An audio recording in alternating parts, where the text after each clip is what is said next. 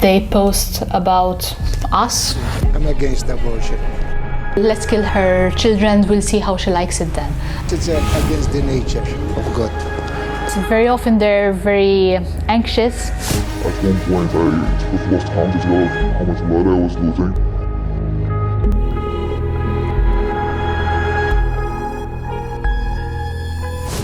This is Natalie. She's a doctor and she fights for abortion rights. Growing up, I realized that there's a lot of suffering around me. It was a time also when I started questioning my faith and wondering why certain religious beliefs seem to obstruct women from getting the healthcare that they really need. I also became a doctor and started meeting these women in a closer environment. It was natural that next step was accepting that abortion is necessary and abortion is part of healthcare. That's why she co-founded Doctors for Choice in Malta. It's an organisation that offers information on how to get an abortion and campaigns for abortions to be available in Malta. What she does is no easy task in this place. Here, abortion is completely illegal. Yes, even if the mother was raped. Yes, even if the fetus is certain to die as soon as it's born. And yeah, even when the mother's life is at risk. And especially with unsupervised abortions like here in Malta, there is a lot that can go wrong. Later, we'll head along with Natalie to meet a woman whose secret abortion turned into a nightmare. Just to show you how strict the laws in Malta are, they are stricter than in Ireland, where it took until 2018 for abortion to be legalised via referendum. Stricter than in Poland, where the government and the courts it leans on have massively restricted abortion law in the past few years. Malta trumps them all with a blanket ban. A woman who has an abortion is liable for up to 3 years of imprisonment, and anyone helping her can be jailed for 4 years. So Doctors for Choice are careful to stay out of legal hot water. They can never help women to access abortion. But what Natalie and her colleagues can do is provide information. They tell women there's 2 options. One is ordering pills online to induce a medical abortion at home. The other is flying abroad to a clinic in the UK, the Netherlands or elsewhere. Some even offer packages: flight plus hotel plus abortion.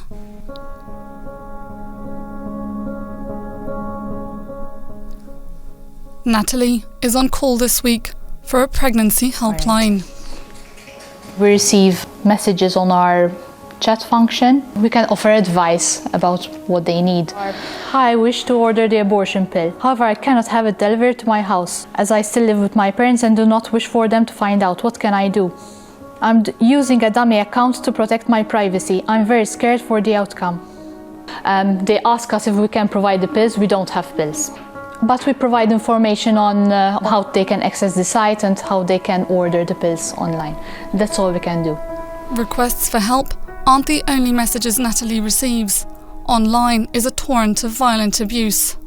You should be burnt alive. You should be ashamed of showing your faces. Should they rename their caption to Murderers for Choice? I suggest first try to kill yourselves before you kill innocent unborn babies. Butchers.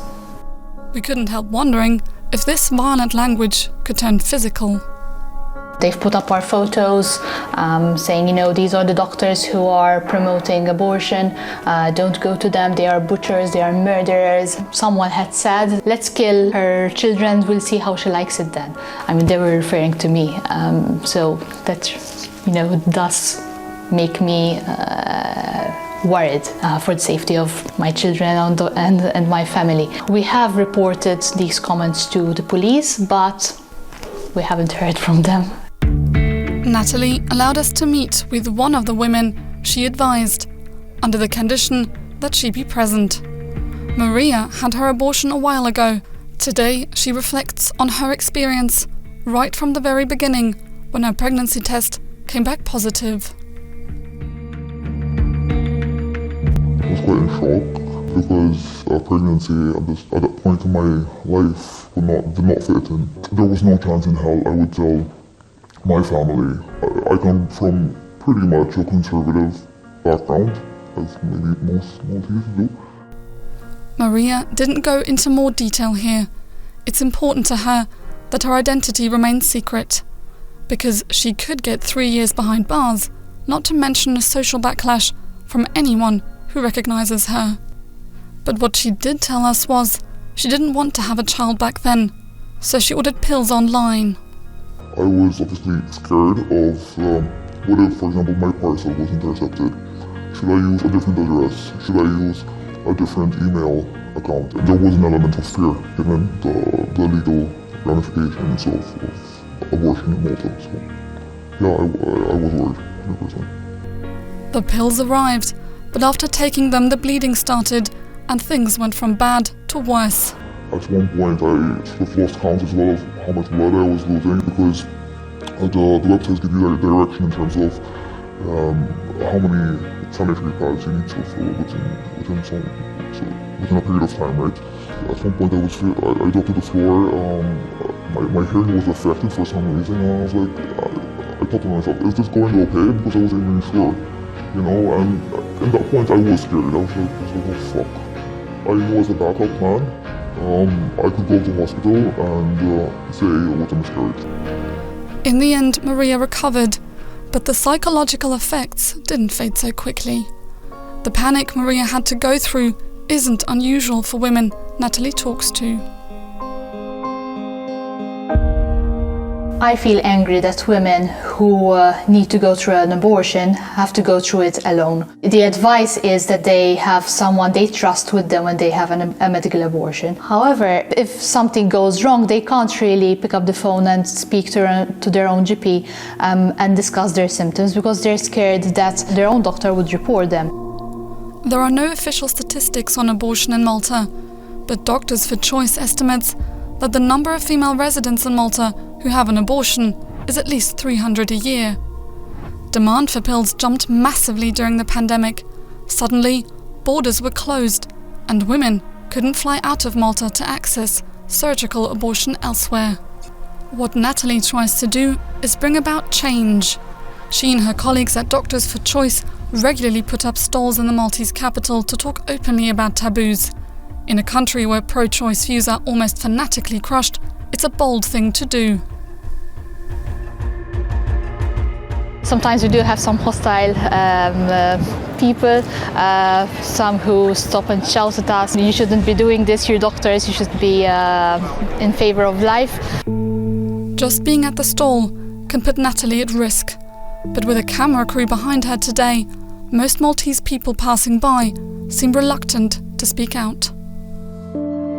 What if a woman gets raped? Maybe it's not their fault, or even if it was, it's not their business, it's their body, so it's their choice. I think that everybody has the right to choose for their own body. I'm against abortion because it's against the nature of God. Doing abortion is killing something, killing a living thing. So I'm against it.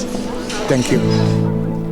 Many people we've spoken to here talk about the tradition, the values and the conservatism of the Maltese people.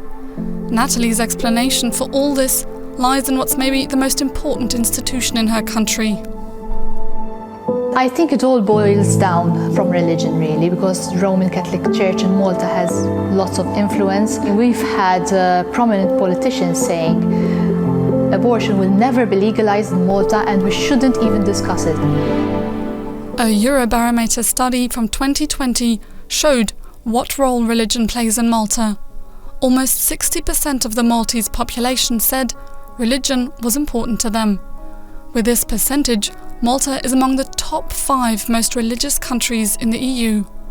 The average among the member states is more than 20% lower. Natalie moves on the edge of illegality. She puts her own safety and the safety of her friends and family at risk in order to protect women. I believe in this cause and I hold women's rights very close to heart. And because of that, it drives me to try and change the the society I'm living in. It makes me want to work harder, and when I find that I've provided some support in any way, it makes me feel that what I'm doing is worthwhile.